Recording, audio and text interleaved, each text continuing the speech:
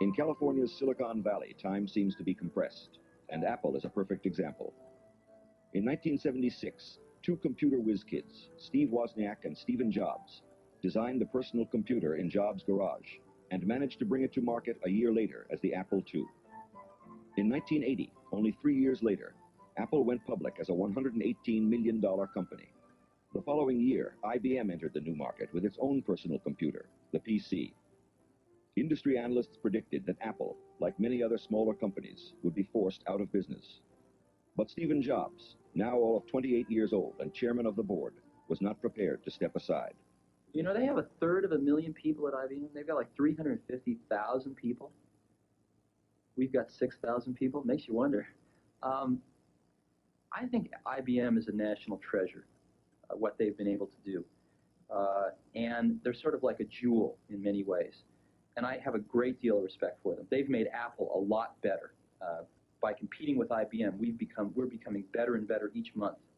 But there is a problem.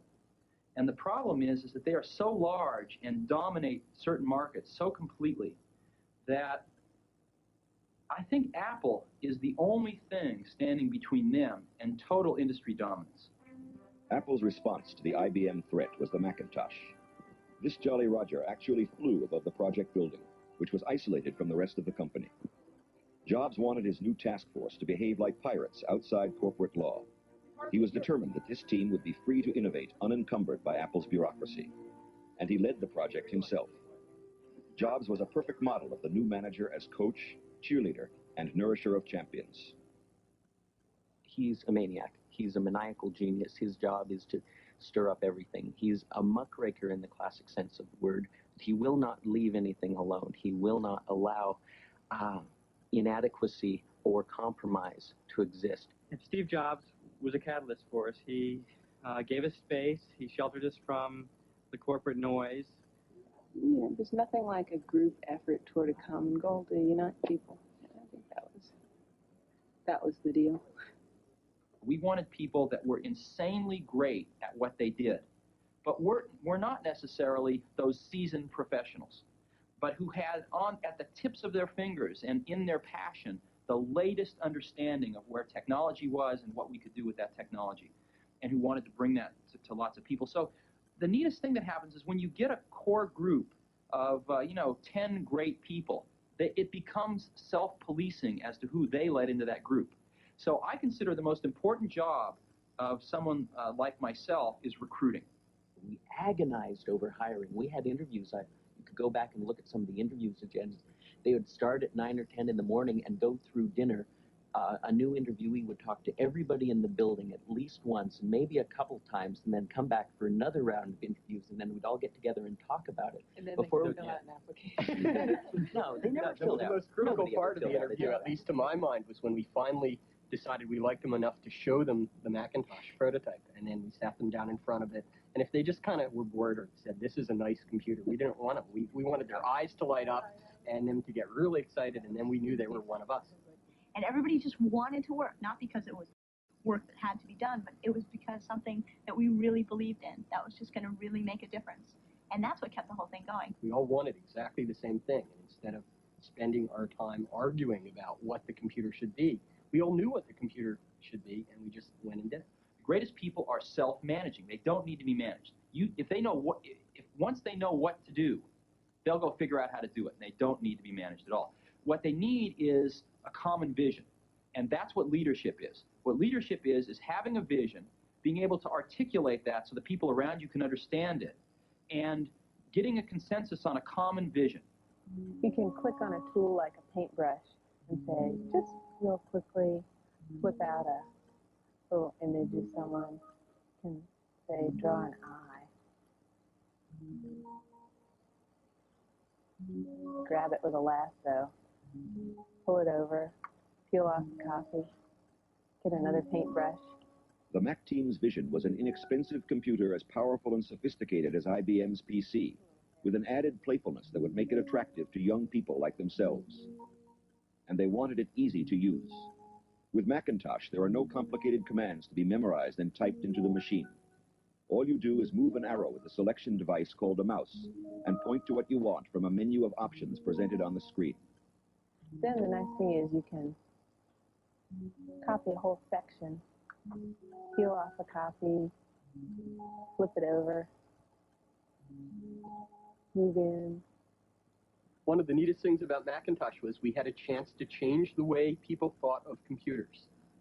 I think prior to when the personal computer stuff started happening, 5 or 6 years ago, everyone thought of computers as big, cold, impersonal, generally negative connotations associated with a computer. No one would associate the word fun and computer together. They look at the machine and they say, it gets me in the gut. I don't know exactly how to articulate it, but it's, cute and fuzzy and warm and motherhood, I want it. And it's so funny to hear your friends say this, and your enemies say this. You've conveyed as something very, very intangible through this bunch of electronics, really. I mean, very unemotional little pieces come together to form something that draws you, that's very approachable. You ask yourself, why are you doing it? I'm certainly not doing it for Steve Jobs. I'm doing it for something that I think is a much greater good than that. And that's the chance to change something really, honestly, truly, for the better. Here is how we see personal computers. Here's how we want the world to be. And here's how we're gonna change. We have a vision of how we want it to be. We want to convert people. We want to make converts. Apple bet heavily that Macintosh would attract converts. Long before the computer was completed, the company invested $20 million in this assembly plant in Fremont, California. To keep its price down, Macintosh was designed specifically to be assembled in high volume on an automated line. At the Fremont plant, one Macintosh is assembled every 27 seconds. The plant is currently producing 80,000 computers a month. Designing a state-of-the-art plant for the first time was an overwhelming task, and finding the right person to manage it proved to be just as difficult. We went through that stage in Apple where we went out and we thought, oh, we're going to be a big company, let's hire professional management. We went out and hired a bunch of professional management. It didn't work at all. Most of them were bozos. They knew how to manage, but they didn't know how to do anything. And so if you're a great person, why do you want to work for somebody that you can't learn anything from? And you know what's interesting? You know who the best managers are? They're the great individual contributors who never, ever want to be a manager, but decide they have to be a manager because no one else is going to be able to do as good a job as them. After hiring 2 professional managers from outside the company and firing them both, Jobs gambled on Debbie Coleman, a member of the Macintosh team. 32 years old, an English literature major with an MBA from Stanford, Debbie was a financial manager with no experience in manufacturing.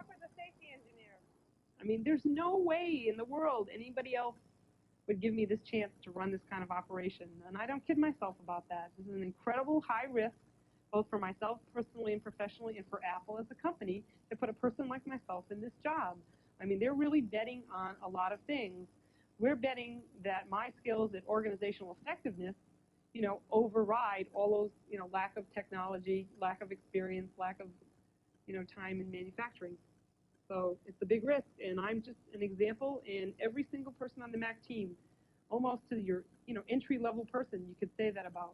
This is a place where people were afforded just incredibly unique opportunities to prove that they could write the book again. Apple released Macintosh on January 24th, 1984, hoping to sell 50,000 computers in the first 100 days on the market. 72,000 sold, and sales continue to climb. What began as a pirate venture, the bad kids in the company, has reinstated Apple as IBM's principal competitor in personal computers, and is now accounting for roughly half the company's $1.5 billion in annual sales. The best way I came up with to affect change at Apple was by example.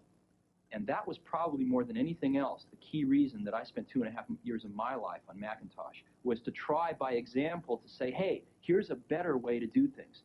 And it turns out it's worked. I mean, most everything at Apple now has looked at the Macintosh experience and come in and said, hey, we can take a lot of these concepts and apply them, make them better in some ways, and model, every other factory we're doing now is modeled after the Macintosh factory. Every other product team that's doing new product is being modeled after the Macintosh team.